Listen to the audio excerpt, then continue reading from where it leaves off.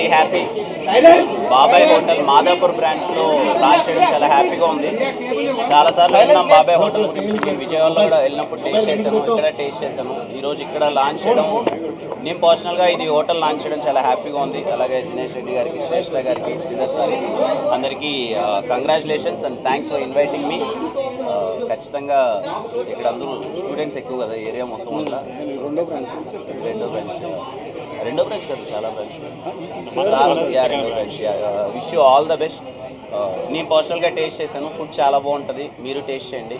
Thank you అన్న, అందరికి వచ్చిన వాళ్ళందరికీ థ్యాంక్ యూ సో మచ్. నాకు దోశ ఇష్టం అన్న, ఈ దోశతో తినాలి కదన్న చట్నీ. చట్నీ పల్లీ చట్నీనే ఇష్టం అన్న.